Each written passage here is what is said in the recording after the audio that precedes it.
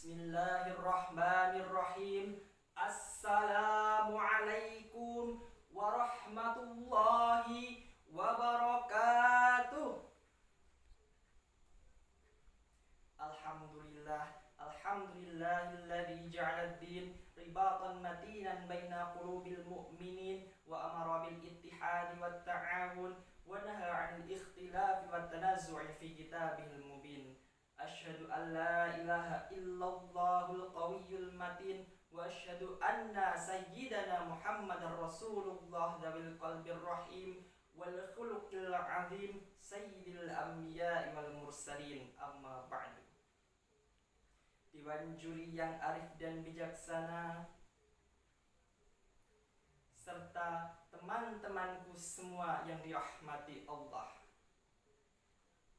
Pertama-tama dan yang paling utama, marilah kita panjatkan puja dan puji syukur kita kehadirat Allah Subhanahu wa Ta'ala yang telah menjadikan dualisme dunia, yang mana ia tak akan pernah ada satu jika tidak ada dua, sehingga terciptalah langit dan bumi, bulan dan bintang, daratan dan lautan, si cantik dan si buruk rupa, sehingga sempurnalah kehidupan di alam semesta ini.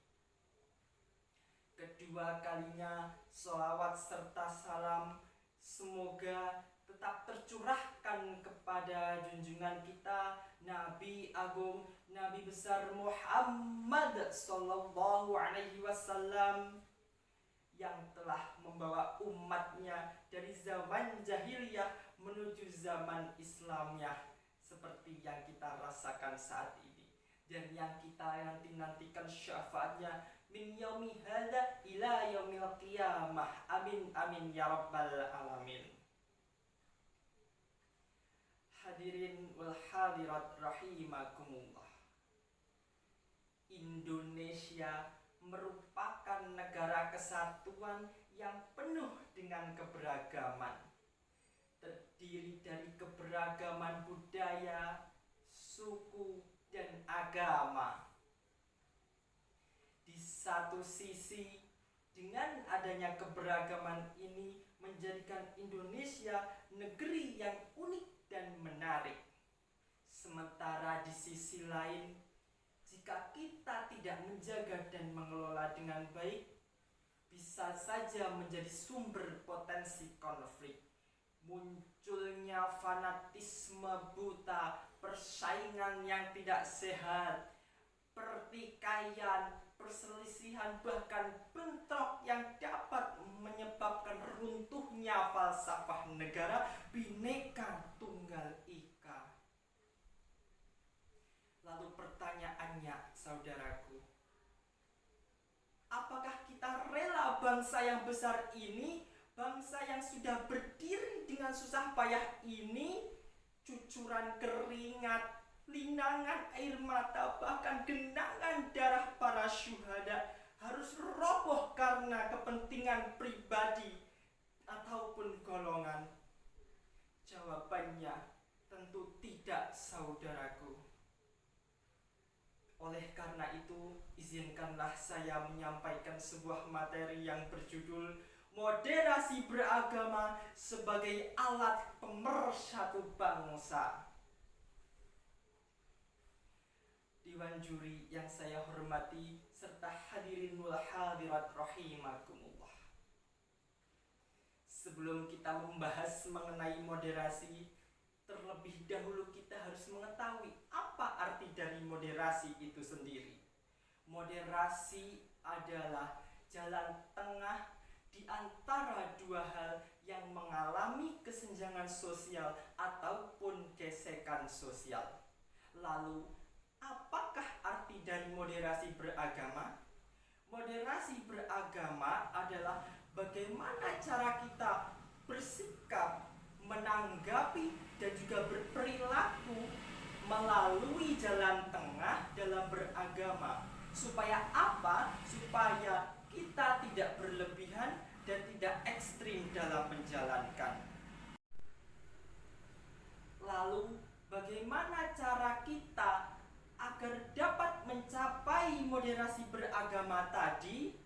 Jawabannya ada dua, saudaraku. Yang pertama yaitu kita umat Islam harus menjadi umat yang wasatiyah, yaitu umat yang berada di tengah-tengah, tidak berlebihan dan juga tidak ekstrim. Dalam Al-Quran surah Al-Baqarah ayat 143 dijelaskan, A'udzubillahi minasyaitonirrajim, Bismillahirrahmanirrahim. Wa kadzalika ja'alnakum ummatan wasatan litakunu syuhada'a 'alan nasi wa yakunar rasulu 'alaikum syahida. Dan demikian pula kami menjadikan kamu umat Islam, umat pertengahan, agar kamu menjadi saksi atas perbuatan manusia dan agar Rasul Muhammad menjadi saksi atas perbuatan kamu. Hadirin wal hadirat yang dirahmati Allah.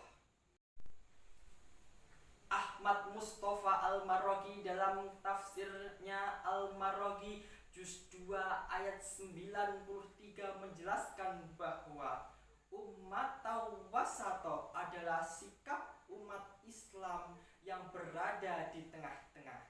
Sementara kata umat wasato dalam bahasa Indonesia dapat diartikan sebagai umat yang moderat, umat yang berada di tengah-tengah, tidak berlebihan, tidak ekstrim dan radikal dalam menjalankan ajaran agama. Kemudian yang kedua yaitu prinsip mengenai tasamuh ataupun toleransi, yaitu sikap saling menghargai dan menghormati antar sesama, terkhusus di dalam perbedaan agama. Lalu, di manakah titik batas toleransi menurut agama? Telah dijawab di dalam Al-Quran surah Al-Kafirun ayat 4 sampai dengan 6. A'udzubillahi minasyaitonirrajim. Bismillahirrahmanirrahim. Wala ana 'abidum ma 'abadtum wala antum 'abiduna ma a'bud lakum dinukum waliyadin. Dan aku tidak akan pernah menjadi penyembah apa yang kamu sembah, dan kamu tidak pula pernah menjadi penyembah apa yang aku sembah. Untukmu agamamu dan untukku agamaku. Itulah prinsip yang langsung Allah sebutkan di dalam Al-Quran. Akan tetapi uniknya banyak masyarakat Indonesia yang memaknai toleransi.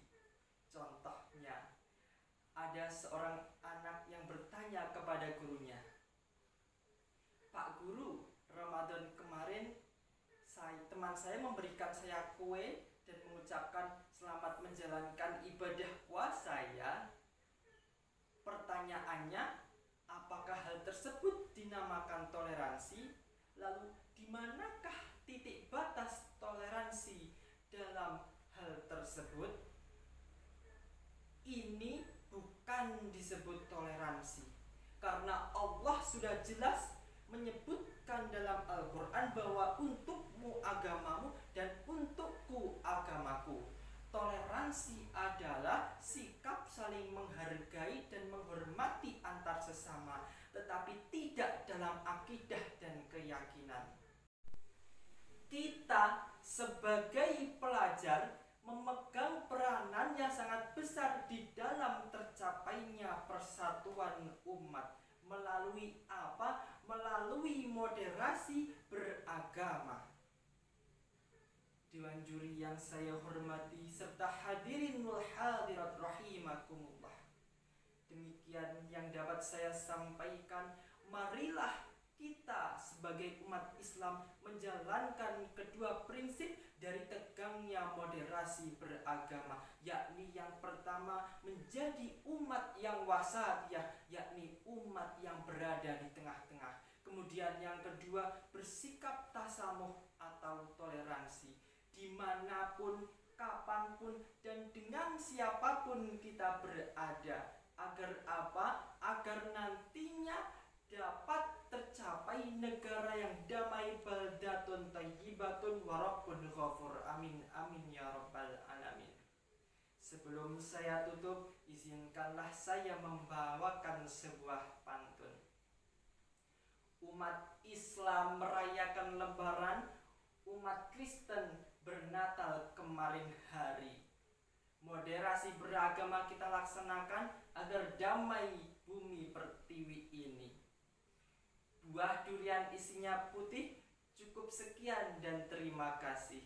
Akhiran aqulu qawli hada wa astaghfirullah min kulli dzamb.